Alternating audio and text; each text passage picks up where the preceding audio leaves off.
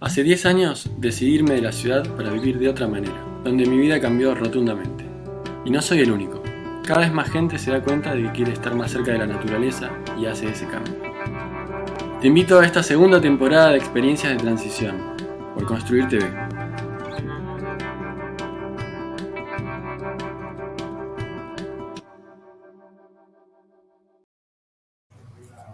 Bienvenidos a otra transmisión, otro episodio de Experiencias de Transición.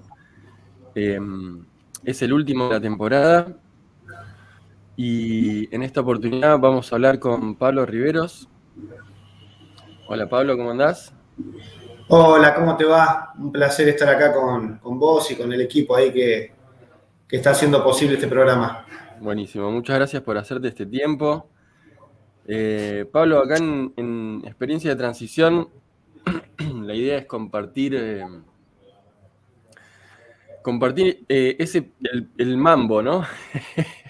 El proceso en la cabeza de decisiones, de miedos, de esas cosas que en algún momento nos llevaron de la ciudad al campo. En algunos casos elegimos nosotros, en algunos casos eligieron nuestros viejos. Eh, y bueno, quería ver cómo había sido tu experiencia, eh, y después bueno, no, después no, o sea, ahora vamos a esos momentos donde todavía estabas en la ciudad. Si nos querías contar cómo era eh, tu vida corriente y qué pasó para que te vayas de ahí hacia tus nuevos destinos, digamos. Bueno, yo nací en Caballito, Ajá. en Ciudad Autónoma de Buenos Aires, en una clínica que se llamaba Malvinas Argentina, que quedaba en Rosario y Acoite. Eh, el Parque Rivadavia, la Plaza Irlanda, como hablábamos antes, y Primera Junta fue como mi lugar de crecimiento de niñez. Ujú. Fui a una escuela ahí en Canalejas y Rojas, en Caballito, y fui socio y hice toda la colonia de verano y deporte en Ferrocarril Oeste, en el Club Ferro, a pesar de que soy hincha de Independiente. Mirá, hasta los 15 años viví ahí, Ajá. iba a la escuela en Once, en el Colegio San José también, después empecé el secundario ahí, y mi vida en la ciudad tenía que ver con el subte, con el colectivo, con la vida urbana, digamos, ¿no? De amigos Ujú. del barrio. Bueno, en una vida urbana, digamos, en el club. Me parece que Ujú. Ferro para mí fue una institución que me abrigó muchísimo, muchísimo, muchísimo. Tengo los mejores recuerdos de ese club, digamos, y de que mis padres hayan decidido mandarme a ese club, ¿no? Me parece que eso de alguna manera también me generó una impronta deportiva en mi vida entera. A mí me Ujú. gusta mucho el deporte, hago muchos deportes y bueno, hasta el día de hoy. Y después, bueno, evidentemente la vida misma me llevó a otro lado. Empecé la carrera después fuimos a vivir a Pilar con mi familia, que esto que decías vos, de que los padres Ujú. tampoco era un lugar rural, pero sí no era tan urbano como Colpallo y Rivadavia, digamos, ¿no? Donde Claro, pasan claro, claro. 450 líneas de colectivo, digamos. Sí. Así que de Pilar me empecé a estudiar sociología en la Universidad Nacional de Buenos Aires, me volví a Capital. Ujú. Y fueron 2 años y medio, 2 años, y decidí irme de viaje a Latinoamérica, digamos. Así que estuve como 6, 7 años viajando por Latinoamérica en conjunto con un grupo de compañeros y compañeras de distintas partes, de distintos países de Latinoamérica y también de Argentina, Ujú. donde vivimos muchas veces la ruralidad y también vivimos años enteros en lugares como el desierto de México, el desierto del norte de México, Ujú. bueno, lugares selváticos, bueno, ahí sí ya un contacto más fuerte con la ruralidad, con Latinoamérica, con la cultura latinoamericana. Y, y bueno, ya en esa formación de viaje, conjuntamente con los compañeros y compañeras, tomamos la decisión de venir a vivir a un ámbito rural en la Argentina, donde por casualidad o causalidad mi abuelo en el año 49 había comprado un terreno Ajá. en Córdoba, acá en las sierras de Córdoba, y bueno, por una serie de situaciones que pueden ser coincidencias o casualidades o causalidades, terminamos acá en un proyecto sociocomunitario que hoy terminó dándonos la posibilidad también de ser gobierno y bueno, y Sí, muy conducir el destino interesante de este pueblo. esta parte. Ahí nos vamos a meter. Che, Pablo, ¿y cómo fue? ¿Cómo era ese viaje? ¿Fue largo? ¿Cómo se bancaban? ¿Cómo era el grupo? Digamos, contame un poquito de Bueno, yo ese. cuando salí de Argentina, yo ya hacía artesanía. Yo soy orfebre, Ajá. trabajo la plata, el cobre, el oro, trabajo el metal. Y soy orfebre y también todos mis compañeros y compañeras eran o artesanos o artesanas o artistas, digamos. Ujú. Así que siempre la artesanía y el arte fueron los medios de vida de viaje. Yo recorrí todo el mundo con eso porque en algún momento también me tocó ir a Europa, a Estados Unidos, a trabajar, así que también estuve produciendo y vendiendo en esos lugares. ¿Y cómo es la reacción de la gente de estos otros países ante el artesano viajero que está por el mundo? ¿Hay un poco de prejuicio? ¿Cómo lo viviste? Mira, yo No, creo que... perdón, no digo prejuicio eh, porque a veces la gente no sabe, digamos, de las posibilidades de las artesanías y del arte y de cómo eso te abre el mundo para viajar, para conocer sí, gente. Y la gente, mucha gente solo ve a una persona en una feria que está ahí y no saben nada más. sí. Pero, Mira, ¿cómo es eh, ese contacto de feriante de viaje? Mira, el artesano viajero o el artista viajero tiene una particularidad que no es de aquí ni de allá, digamos, ¿no? O sea, Ujú, nunca está, a pesar de que esté en su propio país, nunca es del lugar. Y eso es un tema complejo, digamos, ¿no? De analizar. Por un lado está buenísimo y por otro lado siempre sos un extraño, digamos, ¿no? Entonces, las personas que viven en un lugar y que tienen un arraigo en un lugar, siempre el que viene de afuera, de acuerdo a la intuición o de acuerdo a la experiencia que tengan, lo trata de determinada manera. Yo siempre valoré mucho el contacto y la relación con los trabajadores de la calle ujú, que van desde vendedores ambulantes, prostitutas, trabajadores de colectivos, policías, los trabajadores de la calle, los que están todos los ujú, días en la calle.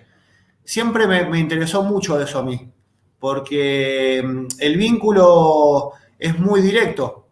ujú, Y muchas veces también los vendedores ambulantes, los policías, los colectiveros, las prostitutas tampoco son de ahí, ujú, tampoco son de ahí.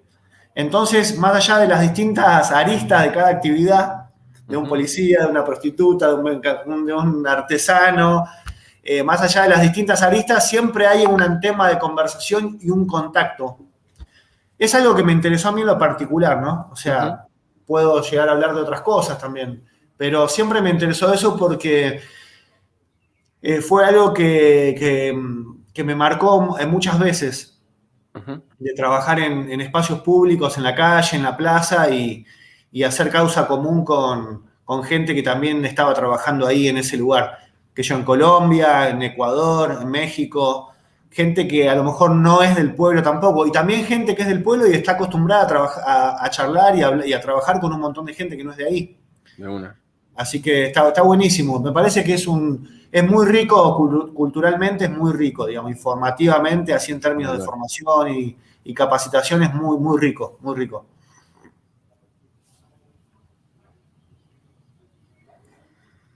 Ahí está, ahí se cortó brevemente, pero se escuchó todo. Pablo, y después llegaron ahí a Villa Ciudad Parque con este grupo de gente y ¿cómo fue? ¿Ahora empezaron todos juntos a un experimento de algo o ya sabían que iban a quedarse o era temporal y cómo fue esa parte? Mira, en un determinado momento, cuando estábamos en México, eh, tomamos la decisión de volver para el sur. Ujú, Había pasado algo raro en la Argentina que me había tocado experimentarlo personalmente, que es que vine a visitar a mi familia un 25 de mayo del año 2003 y justo asumía Néstor Kirchner la presidencia ujú. y venía Fidel, venía Evo, venían distintos dirigentes, Chávez, dirigentes latinoamericanos, que para mí siempre fueron referentes o personajes de la política que simpatizaba, digamos, ¿no? Y me parecía raro, yo no lo conocía a Néstor Kirchner, no sabía quién era, Ujú, y me comí esa situación. ujú. Yo hacía años que no venía a Argentina y realmente me causó sorpresa para bien. Y cuando volví a México le conté a todos los compañeros y las compañeras, che, me parece que en el sur está pasando algo. ¿Por qué no? Hacía 7, 6 años que vivíamos por ahí, entre Guatemala y México. Mi hija mayor nació en Guatemala. Ujú. Eh, ¿Y por qué no vamos a ver qué onda por allá? Y bueno, en ese mismo momento que estábamos pensando eso, un día en México cayó la migración y se llevó preso a 5 compañeros y compañeras nuestras por estar trabajando en la calle sin autorización migratoria. Y los deportó a Argentina directamente, a Uruguay y Argentina. Así que nos aceleró el viaje, la vuelta, Claro. situación. Sí, nos aceleró Qué la vuelta, tremendo. tremendo, sí.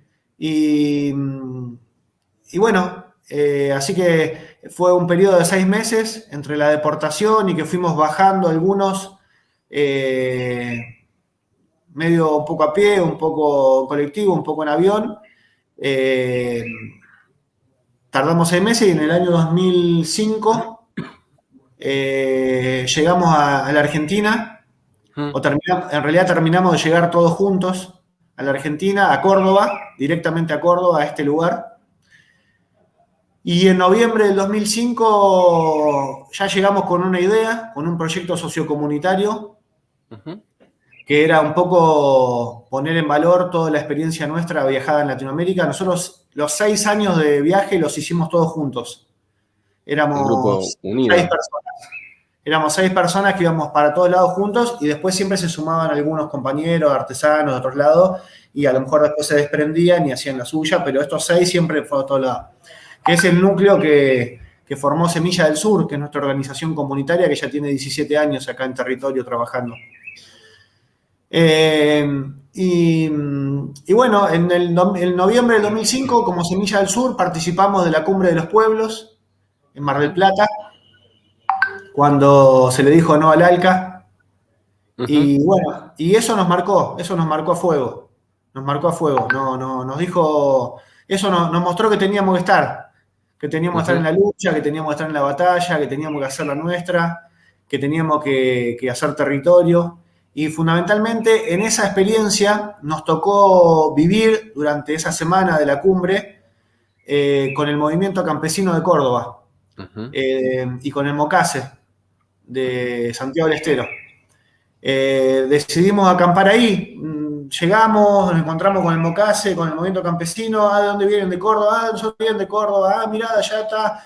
Bueno, quédense acá con nosotros, pa. Y bueno, acampamos ahí y dormimos en unas aulas con el Mocase, el movimiento campesino de Córdoba. Y bueno, ahí pasó algo también interesante, que es que nos enteramos que estábamos rodeados de campos de soja que nos fumigaban con agrotóxicos. Ujú. Y bueno, cuando volvimos empezamos a investigar un poco y bueno, a partir de ahí surgió una lucha muy interesante contra los agroquímicos. Contame, me interesa. Si Bueno, tenés llegamos ese programita abierto, si querés cerrarlo, así no te. No sé si podrás, ¿hace pero un ruido? hace un Sí, poquito de sí, ruido cuando. bien, sí.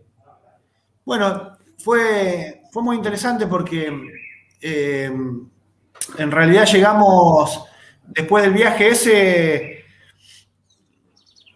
llegamos a Córdoba y bueno, nos encontramos con que los campos que teníamos al lado del pueblo estaban fumigados con un paquete tecnológico de agroquímicos, Mm. que la siembra era soja y que esos agroquímicos estaban afectando a la población, así que de ahí empezamos a relacionarnos con gente que estaba con el tema y Ujú. conformamos en el año 2008 el colectivo Paren de Fumigar Córdoba, con Jorge Ujú. Rulli, con las Madres de Ujú. Barrio Ituzaingó, con el Movimiento Campesino, con otras asambleas ciudadanas, organizaciones.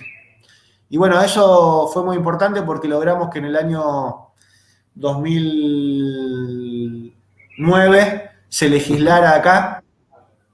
Después esa legislación, el mismo jefe comunal que la había aprobado la borró, la Ajá. sacó. Y después seguimos la lucha y en el 2014 logramos la resolución definitiva.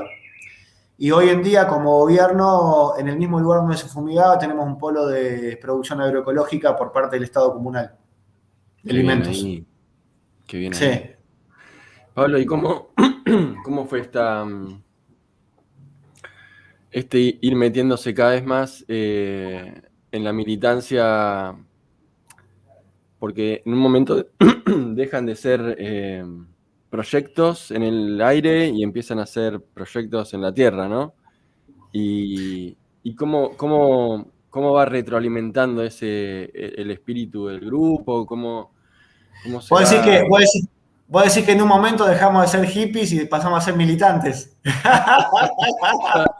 Yo no lo dije de esa manera, pero viste como hay como.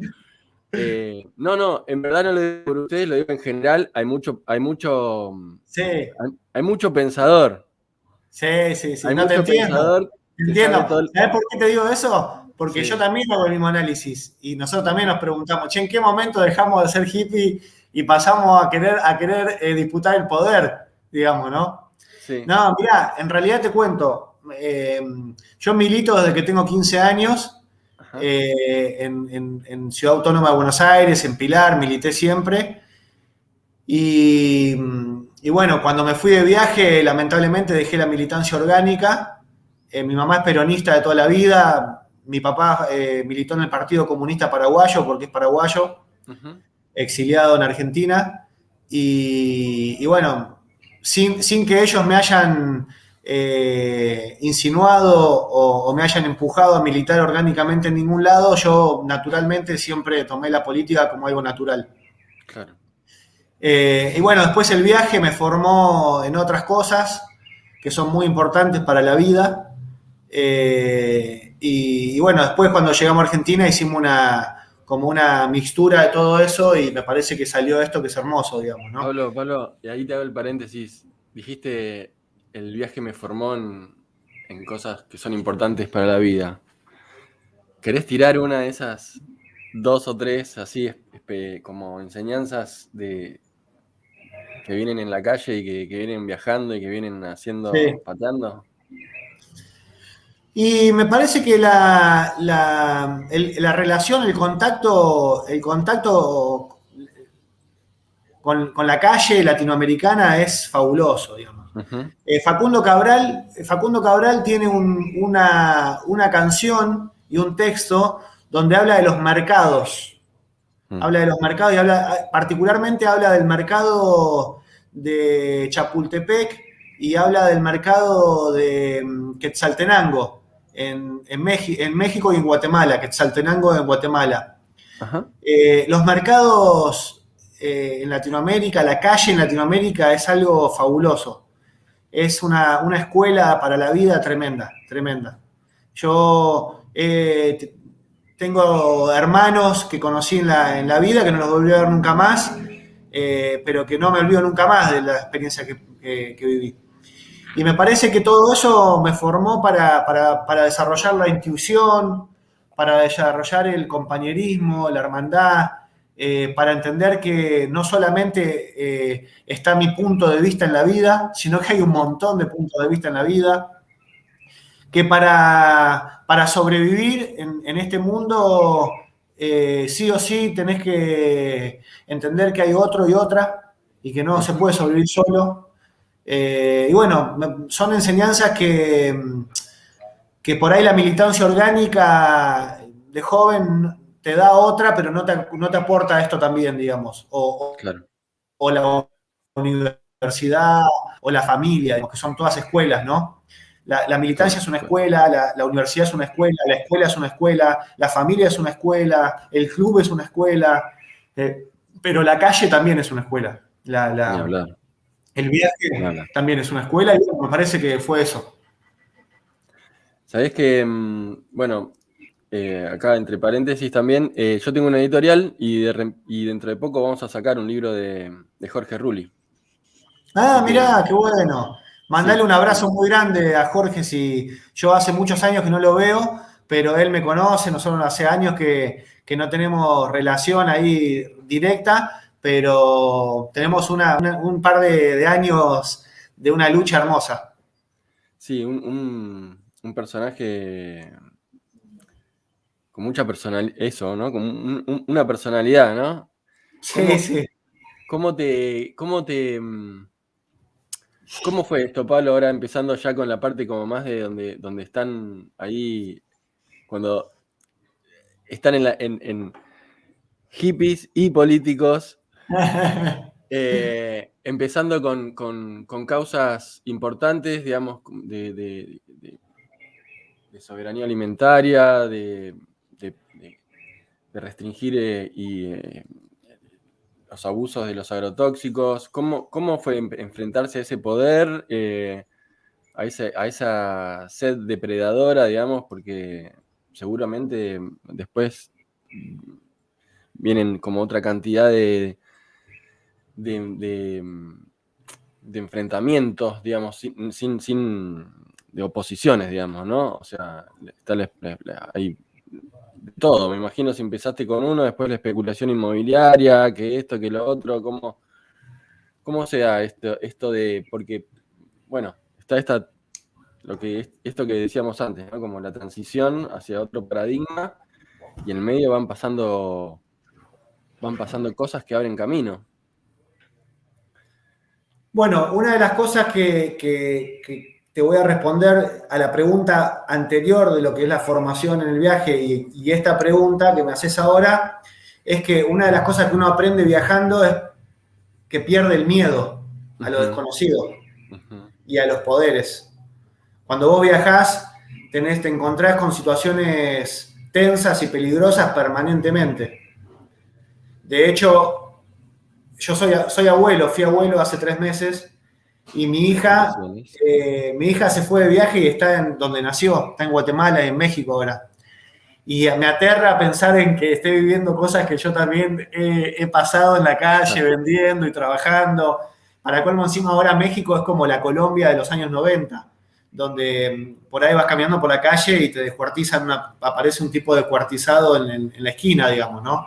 Por el tema este de las maras del ujú, tema del narcotráfico. Y bueno, uno viajando pierde el miedo y eso si lo trasladás a lo político me parece que es fabuloso, ujú, porque en la política tenés que enfrentar no solamente al poder establecido, que muchas veces tiene que ver con el poder financiero, tanto, ujú, tanto como en una región, en una localidad chica, como en un país, digamos, ¿no? O en una provincia. Y también te tenés que enfrentar a situaciones donde lo más probable es que pierdas, ujú. como puede ser una elección. Nosotros perdimos 2 elecciones antes de ganar. Y cuando uno se enfrenta a situaciones donde sabe que lo más probable es que salga derrotado y uno avanza igual, se produce una cuestión que tiene que ver con la convicción, Ujú. con la decisión. Y me parece que ese es el momento de mayor libertad que tiene un ser humano, cuando tiene capacidad de decidir, por más de que pierda o por más que gane. Entonces, me parece que nosotros justamente pudimos, esa es la mixtura que yo te dije del viaje con la política, digamos, ¿no? Ujú, ujú, Nosotros aprendimos a tomar decisiones y eso quiere decir que aprendimos a ser libres. A veces uno toma decisiones equivocadas y erróneas y se equivoca, pero tomó la decisión, tuvo la libertad ujú. de tomar la decisión. Y bueno, varias veces nos equivocamos, varias veces perdimos, hasta que, bueno, ganamos. Bien. ¿Cómo fue ese cambio de estado de pasar de aspirante a ya estar en un lugar ejecutivo? O sea, ahora, ¿cómo es? ¿Es intendencia? ¿Es comuna? ¿Sos ¿cuál es? Yo, ¿Intendente? mi cargo es, o sea, el nombre del cargo que yo ocupo es de jefe comunal. Ok. En realidad se le dice jefe comunal también a los intendentes, qué sé yo, Ujú. varias veces, por ejemplo, al jefe de gobierno de Ciudad Autónoma de Buenos Aires se le dice jefe comunal también. Ok. Pero en Córdoba hay una ley, que es la 8102, que es la ley de comunas y municipios. Ujú. En Córdoba existen 427 comunas y municipios, es la provincia que más comunas y municipios tiene Mira, de toda la Argentina. Argentina tiene 2.400 comunas y municipios. buena Bueno, data. hay una obra de un jardín de infantes acá al lado, que es lo que se escucha de fondo, que son los 3.000 jardines que no hizo Macri y que se están haciendo ahora. Uno de ellos está acá, uno de ellos está acá al lado de mi ventana. A pleno. Entonces, las comunas en Córdoba son poblaciones con menos de 2.000 habitantes. Pero Ajá. este aquí que nosotros deberíamos ser municipio porque ya tenemos 3.500 habitantes. Pero Ok. necesitamos el censo oficial. Así que Mm, el año que viene, cuando se haga el censo, que no se pudo hacer el año pasado por la pandemia, vamos a tener la posibilidad de tener de ya empezar los trámites para ser municipio. ok. Trámites y más trámites. Sí, burocracia, pura burocracia, pura Che, Pablo, burocracia. y esto que te decía de empezar a ejercer, ¿no? ¿Qué fue lo primero que hicieron, que sintieron ahí que era lo que tocaba, como este nuevo grupo entrando en lugar de decisiones? Hacer una huerta, De una. sí, Simple y así, desde hacer una abajo. huerta. No, no, la huerta nos generó poder trabajar varias cosas como grupo. Ujú. La organización primero, eh, como segundo, la producción de alimentos, la alternativa productiva a la fumigación con agrotóxicos, la posesión del terreno donde hoy estamos, que no, uno es un terreno es con escritura de mi abuelo, pero los otros 9 Ujú. no. Ujú. Entonces la huerta nos generó la posesión del lugar, Ujú. nos generó el trabajo comunitario, nos generó la posibilidad de agarrar una pala y dejar de chamullar. Ujú. Y bueno, fueron muchas cosas al mismo tiempo. Fue la primera decisión que tomamos como grupo fue hacer una huerta. Y leí por ahí que tuviste como un par de ataques a tu persona, digamos, ¿no? Eso, si querés contarnos un poquito cómo fue eso, o sea, ¿eran los ojeros? Mira, en su momento cuando tuvimos una situación muy tensa con los sojeros, hubo ahí unas situaciones de violencia importantes. Pero la que más salió a la luz fue cuando ganamos las elecciones. Ujú. eh, Hubo un momento donde la oposición ya no, la oposición, un grupo de vecinos de acá que hicieron todo lo posible para que nosotros no ganáramos las elecciones. Yo Ujú. creo que con lo que hicieron todo lo posible para que la ganáramos. Pero Claro. bueno, ellos pensaban que estaban haciendo todo lo posible para que no. Ujú. Eh, y, y bueno, y me entraron a mi casa, me rompieron los vidrios de la casa, no me llevaron nada, por ejemplo, lo cual hace un poquito más mafioso el El tema. mensaje, sí. Sí, y bueno, y después también unos años anteriores, cuando tuvimos lo de las fumigaciones que te dije, tuve un robo en mi casa bastante raro, porque solamente se llevaron la computadora y, y los pendrive un disco rígido. Mm. Y yo tenía mi taller con plata metal, digo, Sí. con mucho metal, con muchas piedras valiosas, esmeraldas, y bueno, y todo eso no lo llevaron nada, sino que se llevaron solamente la computadora con toda la que podía llegar a tener información, digamos, ¿no? Así que bueno. Punga Hacker. Sí, Onda Hacker, sí. Fueron 2 episodios en distintos años, pero que me parece que tuvieron la misma cuestión, así como mismo objetivo. Qué heavy. Sí. Yendo a esta cuestión de los nuevos paradigmas, ¿no? ¿Cómo, tal vez es medio abstracto, pero bueno, me interesa porque vos, además de esta parte abstracta, estás ahí haciendo. ¿Cómo es pasar a una estructura, digamos, de una estructura más, bueno, no sé si es así, pero digamos, más grupal, más horizontal, algo vertical donde vos estás en un puesto como de jefe y después cambia? ¿Cómo es ese ir y venir de estructuras?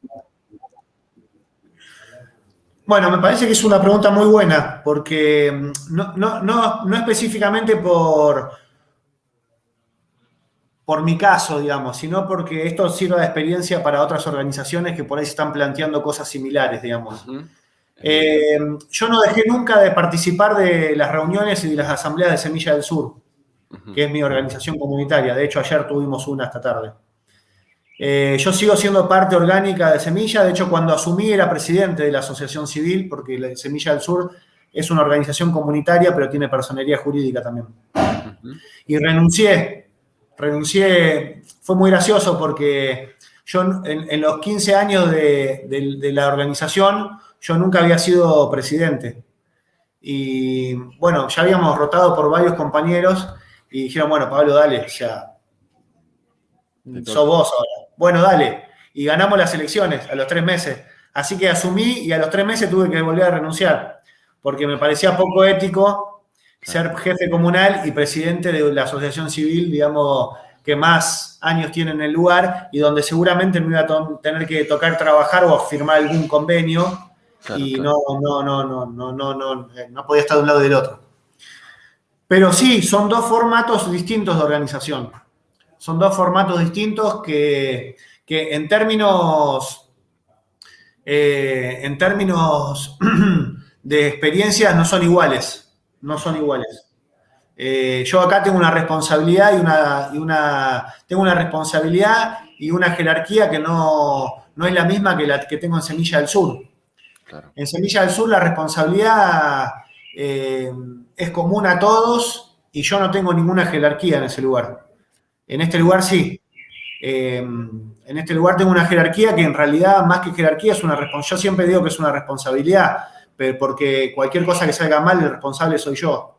Uh-huh. Y por más que lo haya hecho mal un director de área, un secretario o un empleado, el responsable político soy yo.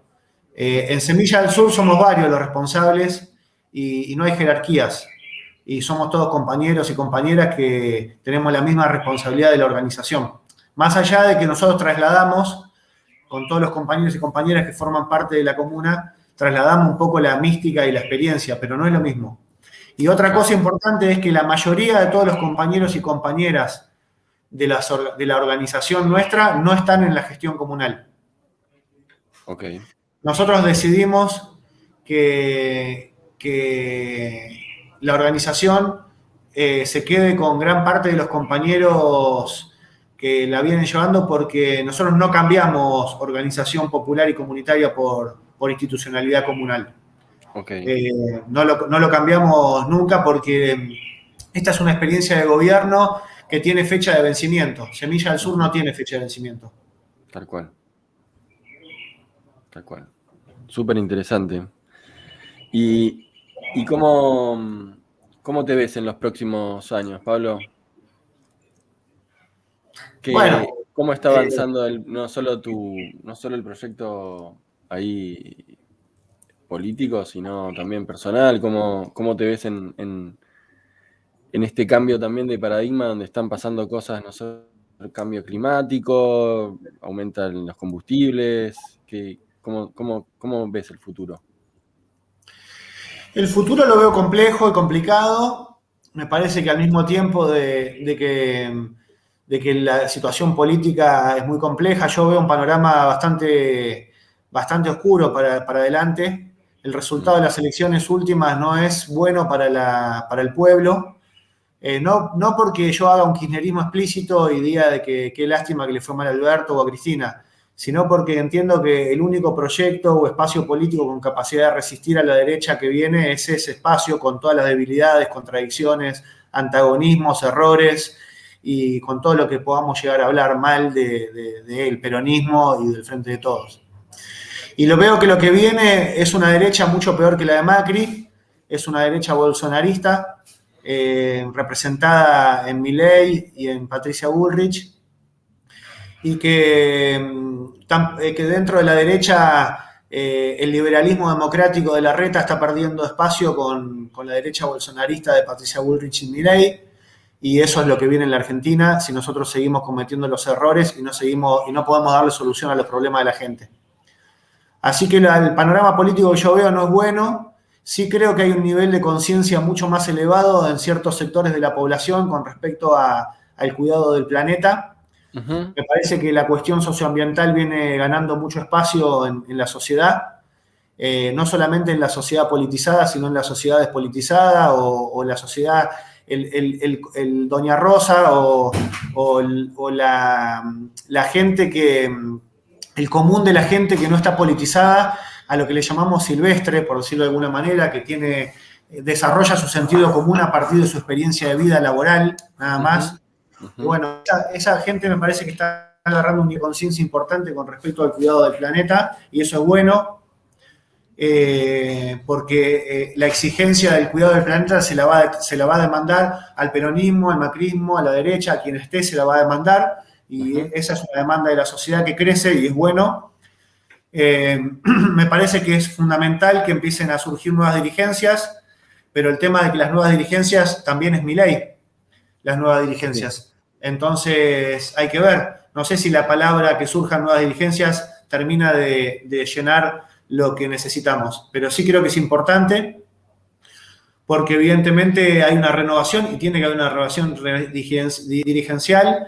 Y me parece que no todo pasa por la política partidaria, hay muchas cosas que pasan por las comunidades. Creo que los cambios van a venir de abajo hacia arriba, de lo chiquito a lo grande, que las experiencias transformadoras en comunas o municipios chicos como el nuestro son muy valiosas y realmente generan consensos, que es lo que necesita una sociedad, consensos. Y nosotros acá, a mí me votaron acá personas que votan a Macri. A mí me votaron personas que piensan que la ley del aborto es una ley de asesinos o de asesinas. A mí me votaron acá personas que no creen en un montón de derechos que nosotros promulgamos o que yo particularmente ideológicamente tengo. Me votó mucha gente que no es peronista. Me votó mucha gente que es anarquista. ¿Y qué pasó ahí con qué es lo que sentís que hizo que te voten? El proyecto de comunidad. El proyecto de comunidad. La construcción de comunidad. La construcción de comunidad está más allá de los partidos políticos. Uh-huh. Pero es muy difícil expresarla en lugares grandes. Uh-huh. Es muy difícil expresar un proyecto de comunidad en la Ciudad Autónoma de Buenos Aires, en Córdoba Capital, en Río Cuarto, en San Francisco, en Villa María, en Carlos Paz. Claro. Es mucho más fácil expresar proyectos de comunidad en lugares más pequeños. La escala. En escala, sí. La escala es fundamental, ¿no? La escala es fundamental, sí. Lo pequeño es hermoso. Sí, exactamente. Y me parece que la agricultura también nos muestra eso. Uh-huh. El cambio climático va a determinar de que las experiencias a gran escala de agricultura no van a ser, no se van a poder controlar. Porque vos no vas a poder controlar la sequía o la tormenta. Entonces no vas a poder controlar 5.000 hectáreas, a no ser que utilices sistemas tecnológicos que son contaminantes o que son perjudiciales para la salud y que no generan empleo y que solamente generan ganancia. La escala productiva que viene con el cambio climático es la escala que se puede controlar, que se puede ordenar, que se puede contener, que son escalas más pequeñas, que pueden llegar a ser de 100, 200, 300, 500 hectáreas, partidas en 20, en 50, o en una huerta comunitaria de 2.500 metros cuadrados o 5.000. Pero me parece que el cambio climático también y la agricultura nos enseñan mucho. Bueno, por algo también las culturas precolombinas o los pueblos originarios se fueron desarrollando a partir de la agricultura, digamos, ¿no? Así que me parece que ahí surgen experiencias de organización, cooperativas, producciones colectivas, surgen experiencias de cultivo, surgen experiencias de climáticas, de entender el clima, de entender la tierra. Bueno, todo eso se puede dar a pequeña escala. A gran escala es muy difícil. Totalmente. Bueno, la verdad, Pablo, me dan ganas de preguntar un montón de cosas, pero bueno, no te quiero sacar mucho más tiempo. Ahora, la última pregunta, ¿cómo ves, por lo menos ahí en la experiencia de Cordobesa, ¿no? ¿Ves que está llegando gente a raíz de la pandemia y hay movimiento porque es Bestial. no se sabe tanto. Bestial, ok. Bestial. No, no es mucho, es bestial. No, mirá, salió una nota en La Voz del Interior hace 2 semanas. Villa Ciudad Parque es el pueblo que más creció en toda la provincia de Córdoba. Uh-huh. Mirá que te dije que hay 427 municipios y comunas en Córdoba. Es la población que más creció. Solamente desde el 2019 hasta ahora creció un 40% en 2 años. ¿Y cómo se gestiona esa migración o cómo se trata de...? Es muy complicado. Es muy complicado. ¿Y cómo se hace sustentable ese impacto, digamos? Es muy complicado. Solamente con decisión política.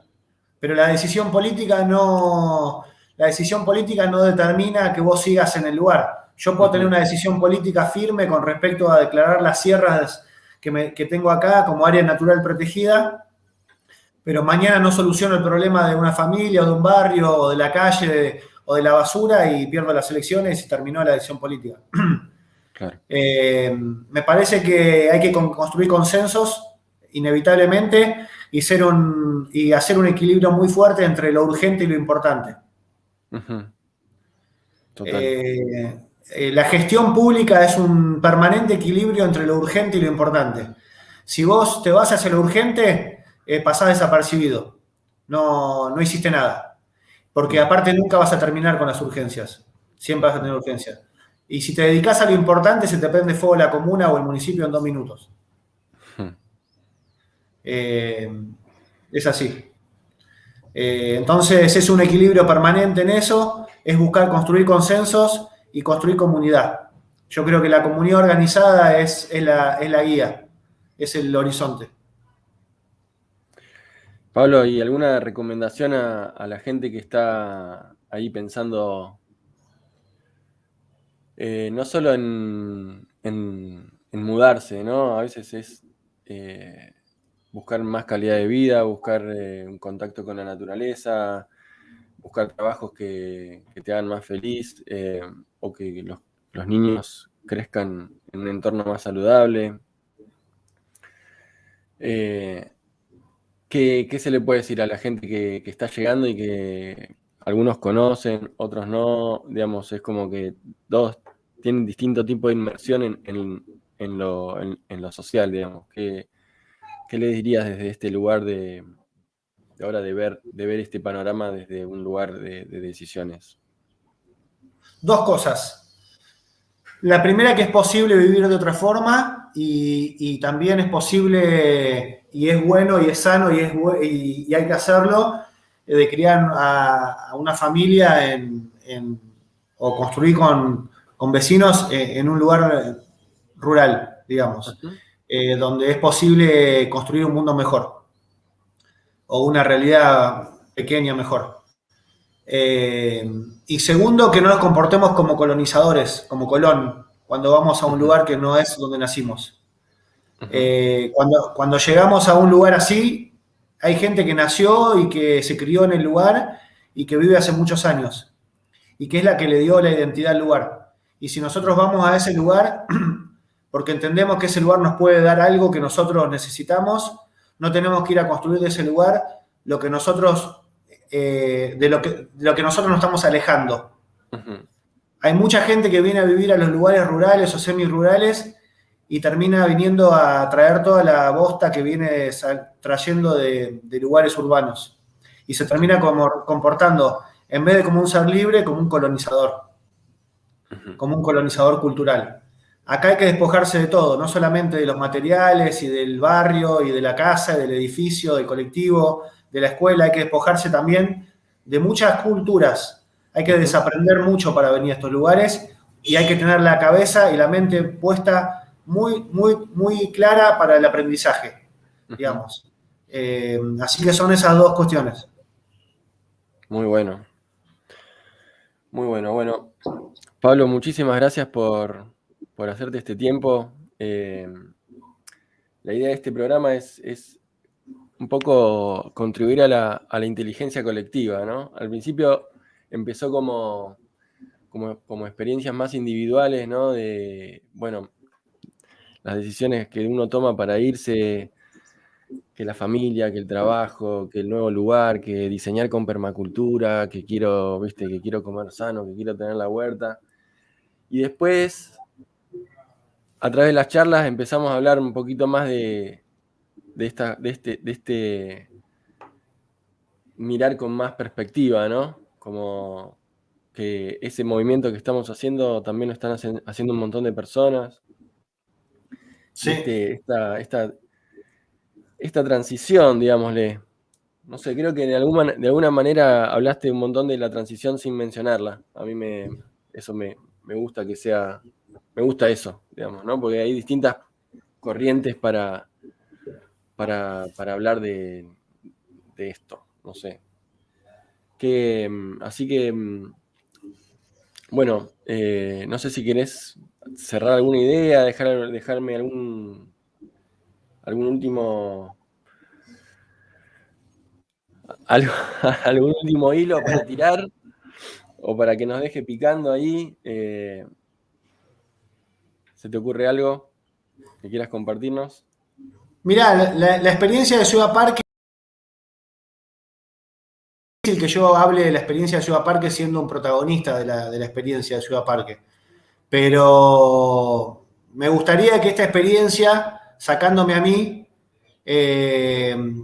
pueda ser un motivo para que otros compañeros y compañeras que, como decís vos, están haciendo algo similar con distintas características o particularidades distintas, pero sobre el mismo rumbo, se animen a disputar poder. Uh-huh.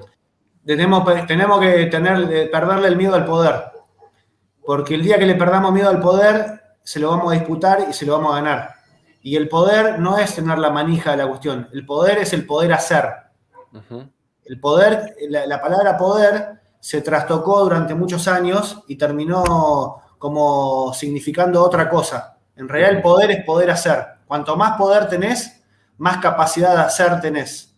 Y me parece que eso es una de las grandes experiencias que se pueden ver acá en Villa Ciudad Parque.